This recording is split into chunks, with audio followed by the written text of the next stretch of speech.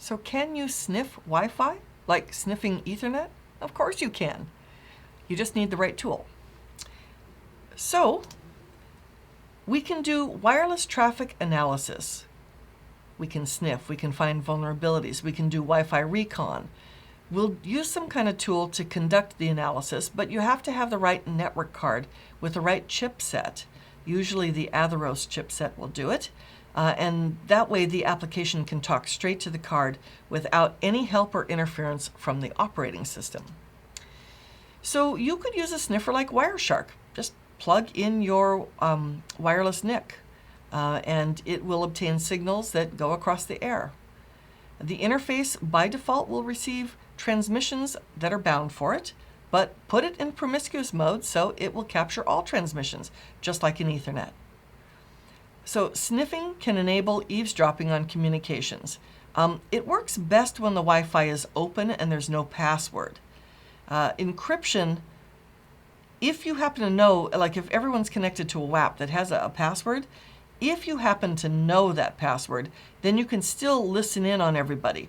But if you don't, then you mostly can't pick up anything besides encrypted stuff. Now, even if there's encryption like WEP or WPA, WPA2, some information is still sent in clear text, despite the encryption. Like MAC addresses and SSIDs, some things are just going to still be clear.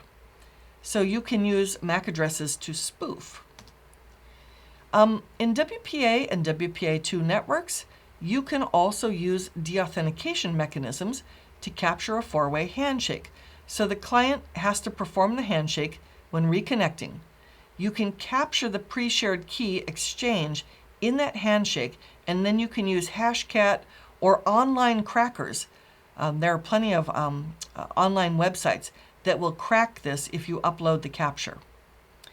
One tool you could use to sniff for the handshake is something called AeroDump-NG. It's part of the old venerable AirCrack-NG suite of tools.